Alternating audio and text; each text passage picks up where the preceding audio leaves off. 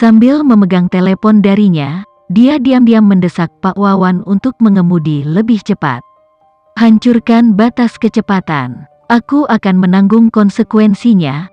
Pak Wawan terkejut dengan perintahnya, tapi tetap saja, mengikutinya seperti itu adalah hukumnya.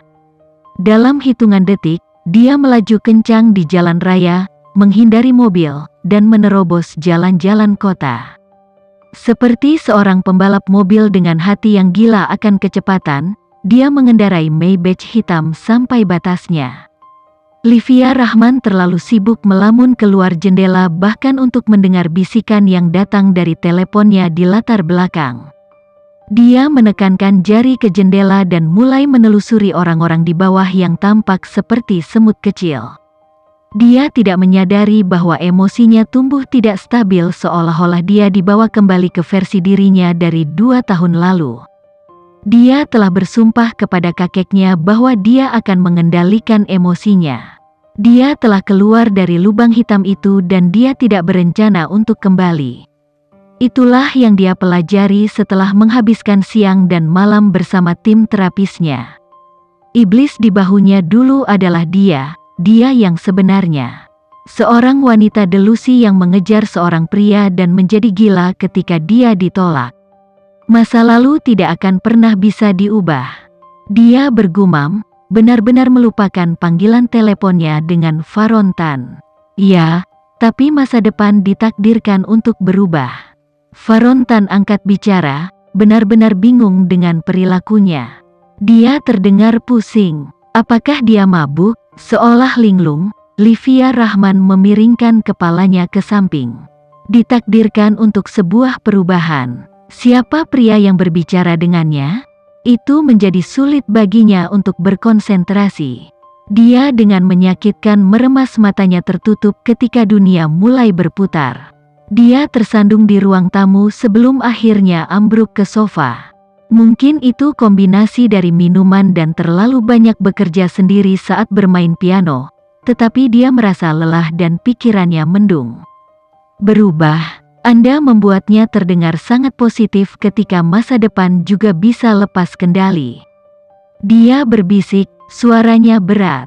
Faron Tan berhenti mendengar kata-katanya, bibirnya menyatu. Dia tidak berpikir dia akan menyimpan pikiran buruk seperti itu. Itu tidak cocok dengan orang yang berinteraksi dengannya beberapa minggu terakhir. Apakah dia selalu negatif ini? Kalau begitu ambil kendali. Masa lalu sudah di luar genggamanmu, tapi masa depan ada di telapak tanganmu.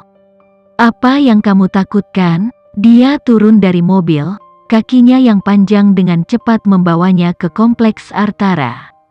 Tuan, tolong tunjukkan identitas Anda, kata resepsionis saat tim keamanan melangkah maju. Tapi seketika, mereka diblokir oleh penghalang dari orang-orang Faron Tan. Tim keamanan menjadi tegang ketika mereka mengingat betapa akrabnya adegan ini.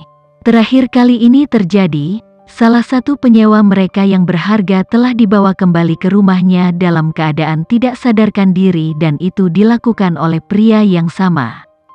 Dengan mudah menahan orang-orang lemah ini, para pria berpakaian hitam memancarkan aura gelap dan tampak lebih seperti tentara daripada pengawal.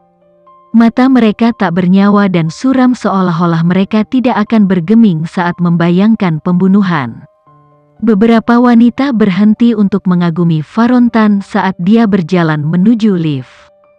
Kaki tinggi yang tampak membentang bermil-mil, jas tergantung di bahunya, rambut tergerai ke belakang, dan tatapan mematikan khasnya.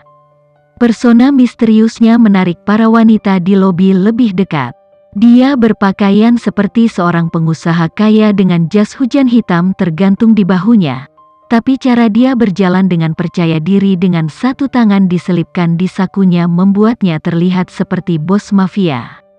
Siapa sebenarnya pria ini? Baru setelah beberapa orang melihat sekilas wajahnya dengan lebih baik, mereka mundur ketakutan. Faron Tan legendaris yang menyapu dunia bisnis dengan badai.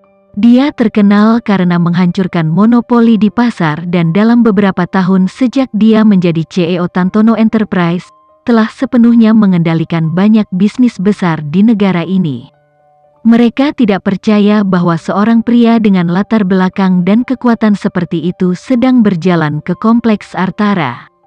Kompleks Artara mungkin merupakan kompleks apartemen mewah, tetapi tidak cukup mewah untuk menjadi tempat tinggal pilihan bagi mereka yang berada di ranah atas keluarga kaya.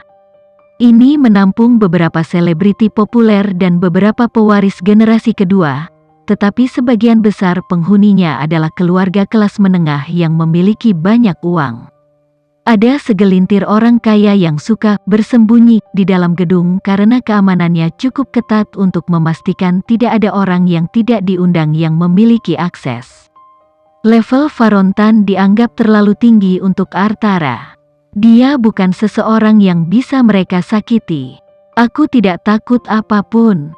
Dia diam-diam berkata, memeluk perutnya dengan satu tangan saat dia menatap keluar jendela besar yang mengambil alih seluruh dinding. Jelas sekali dia tidak percaya pada kata-katanya. Jangan berbohong padaku. Suara Varontan begitu lembut, dia merasakan perasaan hangat dan kabur di dalam dirinya. Sekarang, jadilah gadis yang baik dan buka pintunya. Dia mengetuknya, menunggunya melakukannya. Dia bisa membuka kunci pintu apartemennya dengan mudah terakhir kali karena sidik jarinya dan mudah tertipu untuk menggumamkan jawaban atas pertanyaan saat dia tidur. Tetapi ketika dia mencoba mengetikkan kata sandi yang dia ingat, dia menemukan bahwa dia telah mengubahnya. Suasana hatinya berkurang karena tindakannya, tetapi dia bangga bahwa dia, setidaknya, berusaha untuk memperketat keamanannya. Namun, dia masih tersinggung bahwa dia melakukannya terhadapnya. Siapa lagi yang tahu kata sandinya? Dengan mengubah kata sandinya, bukankah itu berarti dia melihatnya sebagai orang asing? Livia Rahman merasakan sedikit dengungan di kepalanya dan pipinya terasa hangat. Tersandung ke pintu, dia membukanya untuk melihat dia berdiri di sana dalam semua kemuliaannya. Sekali lagi, dia merasa terpesona olehnya. Lampu dari lorong membanjiri ruang tamunya yang gelap, menambahkan cahaya halus di sekelilingnya. Ada sesuatu tentang wajahnya yang rapi dan memikat yang sepertinya selalu membuatnya tertarik. Dia telah melihat banyak pria tampan dalam hidupnya dan jarang sekali mereka menarik perhatiannya. Baginya, bahkan jika dia sangat tampan, apa gunanya? Dia merasa bingung dengan cara jantungnya berdetak kencang ketika sisi kiri bibirnya terangkat membentuk seringai. "Yah, apakah kamu akan membiarkanku masuk?" Dia dengan nakal bertanya padanya, menggodanya karena begitu terpesona olehnya. Penampilannya masih sama dari pagi ini, tapi setelah mengusap rambutnya berkali-kali itu agak berantakan dan ada beberapa helai yang jatuh ke matanya. Tanpa sadar dia mengulurkan tangan untuk menyingkirkannya. Dia terkejut dengan gerakannya tetapi dia merespons dengan membungkuk sehingga lebih mudah baginya untuk meraihnya. "Kamu mabuk," dia menunjukkan, memperhatikan pipinya yang memerah dan cara dia tersenyum padanya seperti orang bodoh. Andai saja dia begitu menggemaskan saat sadar. Dia merenung saat dia memutar-mutar helai rambutnya bukannya menyelipkannya ke belakang.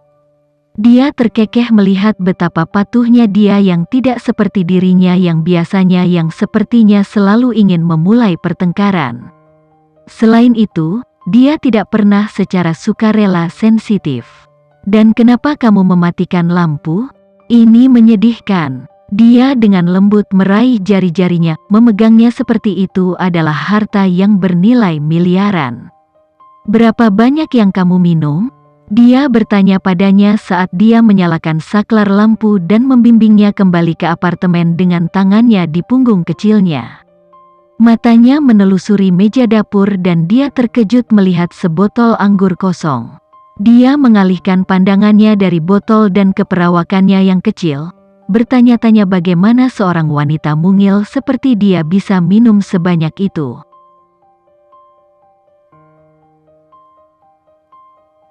Sekian dulu ya video kali ini.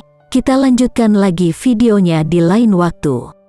Oh iya, bagaimana menurut kalian? Semoga bisa sedikit menghibur kalian semua. Untuk teman-teman yang baru nonton, jangan lupa subscribe ya, hehehe.